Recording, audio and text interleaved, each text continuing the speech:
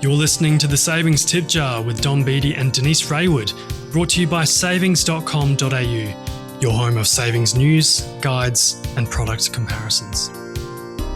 Hello, how you doing? Good to have your ears here in the Savings Tip Jar for another episode where you can sit back, relax, and listen to the money pouring in like honey as we delve into some more savings tips, money news, and expert interviews.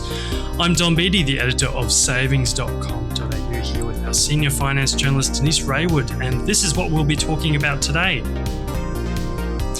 Inflation falls to 3.5%, but it was supposed to fall to 3.3%, according to mainstream economists and markets. So does that boost the odds of another rate hike this year? We digest the results and reactions. Plus, great news for savers aged 35 and under. BOQ has boosted the top rate on its popular Future Saver account by 20 basis points. Does that make it the market-leading savings account for younger savers? Also, term deposit rate cuts from all four big banks. What's spurring that on, and is it time to lock in a higher rate before rates fall further?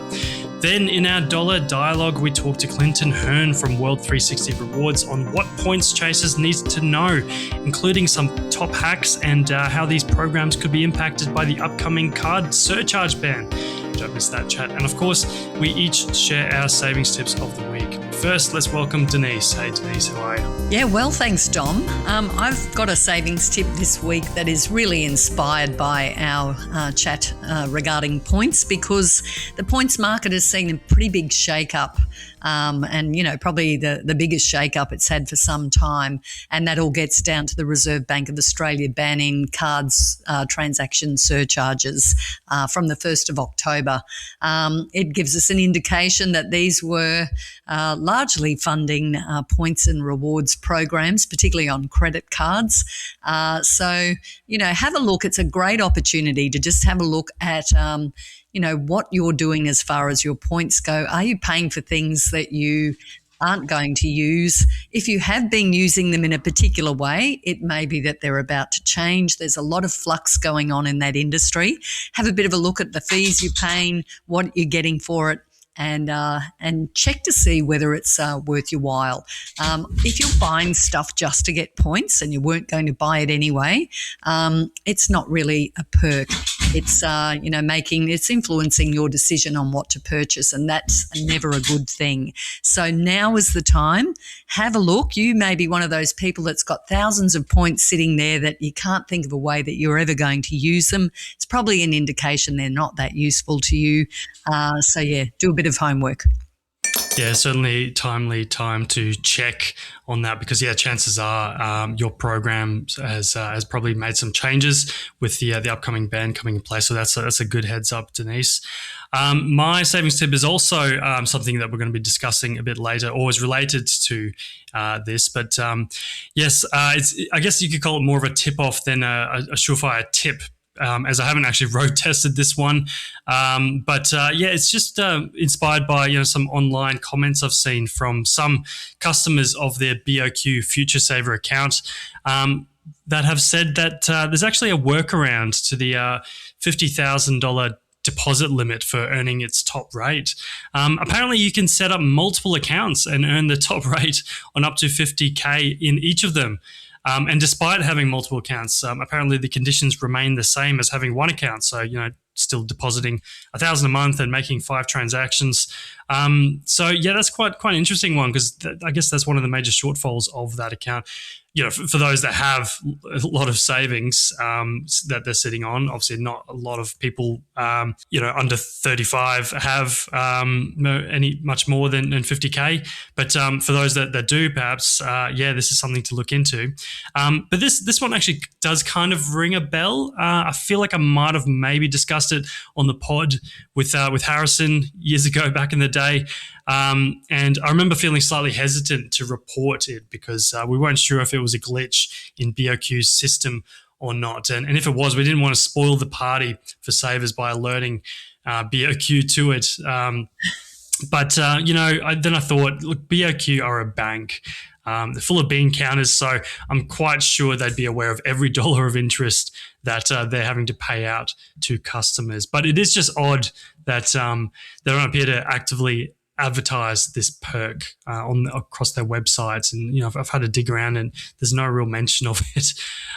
So it's just quite funny that some customers online have noticed that, and they've said, yeah, I've been earning much more than I've been earning top rate of interest on much more than 50,000 for many years by having multiple accounts. So yeah, that's one to look into. Oh, I don't know whether right. you should be saying that, Dom. I'm wondering about that. As a long-term BOQ customer, and I have to say for home loans, I don't know that their tech, they're getting their tech in order.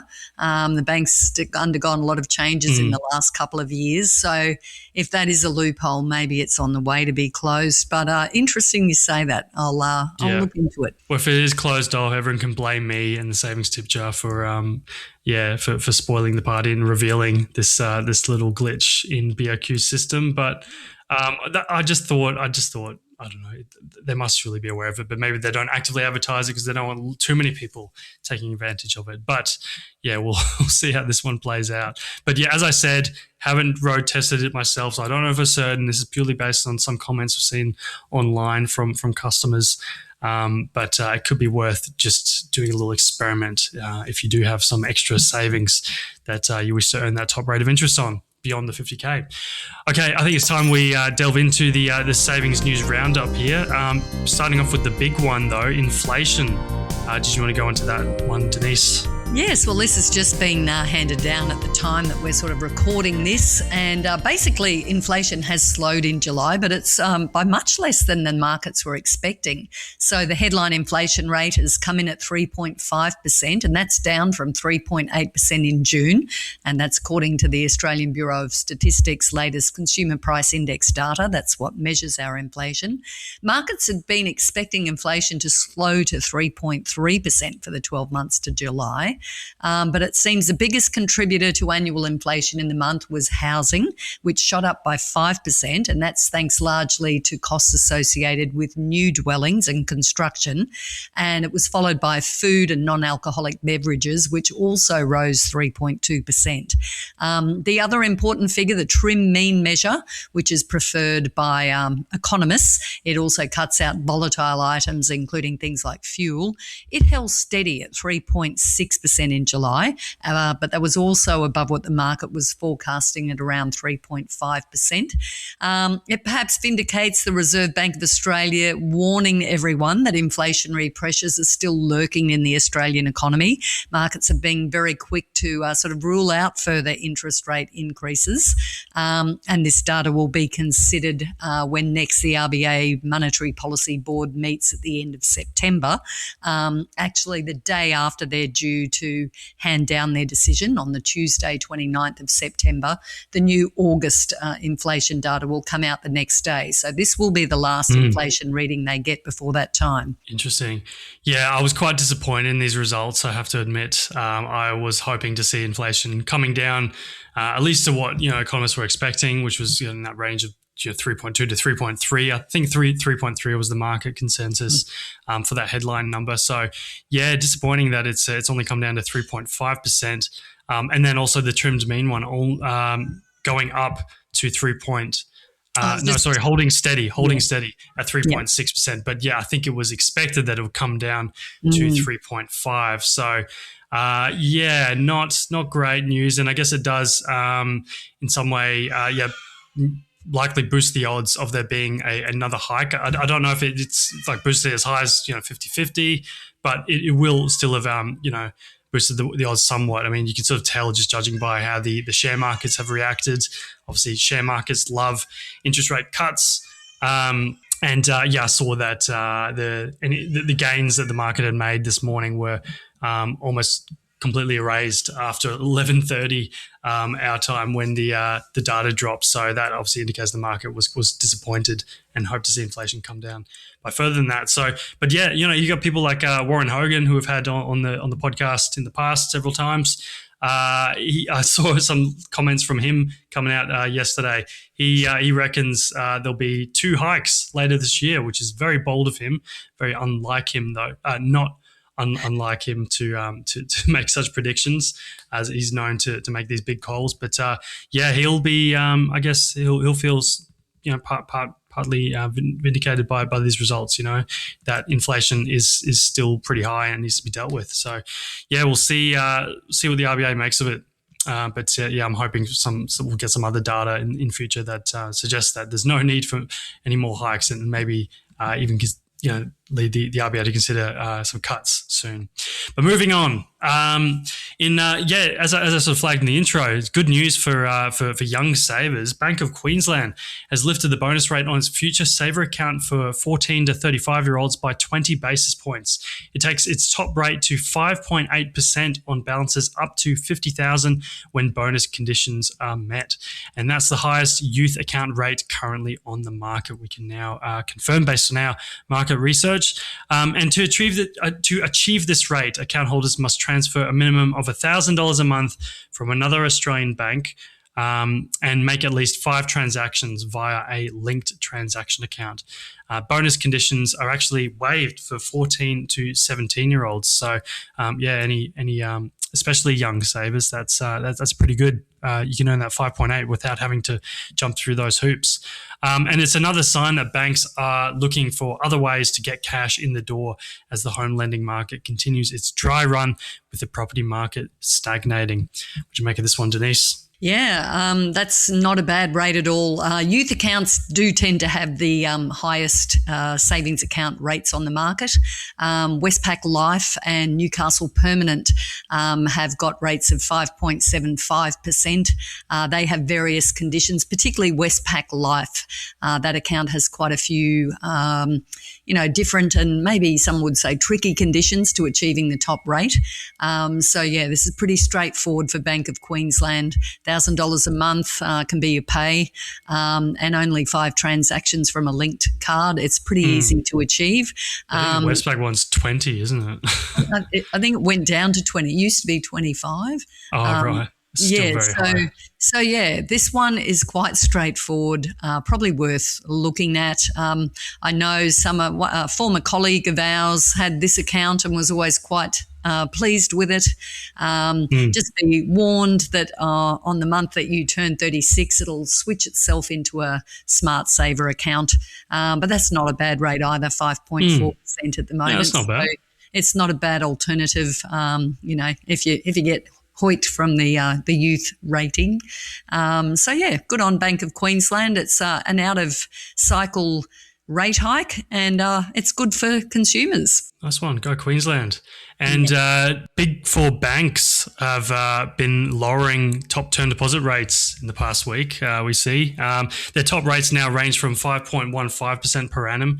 That's with NAB and CommBank, although CommBank's a special deal that has conditions attached. While Westpac is offering 5.2% on its special offer deal, while ANZ is offering 5.25%. But all the big 4 cut between 5 and 10 basis points on their top rates within 2 days of each other, largely on those 12-month deposits, although NAB has dropped its 9-month and 2-year term deposit rates by up to 20 basis points. And I guess, Denise, it's another sign the market is looking ahead and not expecting interest rates to increase in the near term, although maybe we'll see that flip around with this inflation data coming out.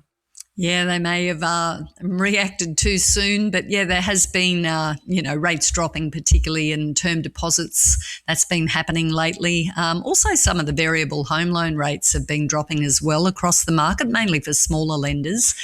So it's pretty clear to see that banks are sort of positioning themselves for that. But yes, today's inflation data probably has thrown a little bit of a spanner in the works.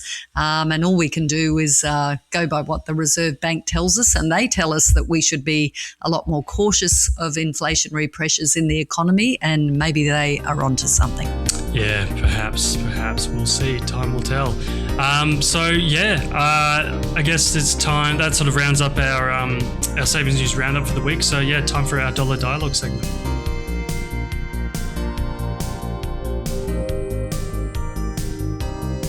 All right, time for our Dollar Dialogue segment, and this week we're talking rewards points and loyalty programs and whether they're still worth it these days, with some providers reducing the value of their points ahead of the surcharge ban, which kicks off later this year. Joining us to discuss is Clinton Hearne, who's the Executive General Manager of World360 Rewards. G'day, Clinton. Welcome to the Savings Tip Jar.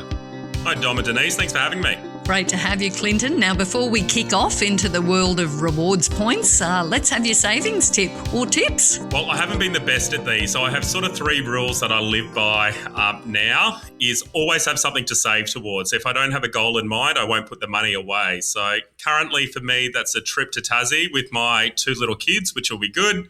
Nice. The second one is really, if you get a bonus or a pay rise or you run into a little bit of money or have a win on the lotto, I say blow 10 to 15% of it. If you put it all towards bills, then potentially you feel like you're missing out. So blow a little bit. I don't know if that's savings, but that's what I do. And the third one there is, if you're spending money, you should be earning from it. So you should be earning towards a reward. So that's sort of banking for the future. Fantastic. Yeah, 3 tips. I was saying to Denise that I think that's probably a record. So, I've had numerous guests come onto the show with 2 tips, but 3, that's very generous of you, Clinton. So, yeah, and all very good tips as well. Even the one, having 10 to 15% blowing it, at least you're sort of setting a limit for how much you're blowing it. You're not blowing all of it. So I like it. Now, first off, can you just tell us a bit about World360 Rewards, how it works and how savers can benefit? Yeah, so it's Flight Centre Travel Group's loyalty program. And really the premise of it is to get Australians travelling more. So pretty much if you're spending money on everyday items, you should be earning World360 reward points. If you go into Flight Centre Cruiseabout and Travel Associates, so they're 3 of our brands, you'll earn on all of those different travel types. So across airlines, cruises, tours. So quite unique in market to be able to do that. And then your reward, and so where you get that redemption coming in, is purely on experiences and travel. So what I like about this, it doesn't matter if it's a Sydney Harbour cruise or a family's first trip to the Gold Coast, or your bucket list trip. You can either use your rewards to go towards the full payment if you've earned enough of rewards, or just a part payment. So it really becomes applicable to every Aussie and not just a select few. So we really try to make a program that sits across every sort of bit of the customer segment. And how do you see this going, Clinton, your particular model for this? Because we know we've got the upcoming surcharge ban on card transactions. How's that going to affect loyalty programs? We've seen a bit of a shake-up in the market already. Yeah, it's definitely very topical. And I think it'll be an interesting place because a lot of rewards programs have been funded by the credit card interchange and what exists there. What we've seen overseas, where we've seen the interchange come down, is probably a reduction in reward cards. So I expect to see a little bit more of that. Either to be able to fund the rewards, annual fees have gone up, or there's been a diminishment or devaluation of the points that you're getting on that sort of reward bit there. So I think with that, it will be an interesting shift for the next little bit of time. So I think for people that are looking for savings or that are really built into a rewards program, I'd be looking now, but also in October, November, what's happening to those programs and are you getting the best bang for buck? Yeah, absolutely. It's certainly something that prompts consideration. I personally, I don't see rewards programs, loyalty points all disappearing with this. I think it's just going to be that sort of reshuffle where some people might think, okay, this program in particular is not offering as much value. Perhaps I look more at these sorts of things. I know myself personally, my rewards credit card, the annual fee is effectively doubling. They used to have a 50% discount for if you spend over a certain amount per year on the card. They're removing that discount, so that's effectively going to double my annual fee. So I've marked in my calendar to have a look at other credit cards, see what else is out there. Now, I understand you've got a few hacks you can share. The first one I wanted to delve into was how you can triple dip on your bookings. Can you tell us how that works with World360 Rewards? Yeah, so I think this is a really good way to be smart with what you're already spending and doing. So I think, historically with Points Hack, if I'm honest, Dom, I feel like you think you need to have a mathematics degree to be able to work out what it does. So what we wanted to do with our program is be complementary across them all. So if I take someone coming in to buy travel and they're flying to Europe to do a Mediterranean cruise or tour, and they're booking and they want to go with their frequent flyer program that they already have. Plus, they also want to get their whatever the cruise and tour, if they're part of those loyalty programs in there.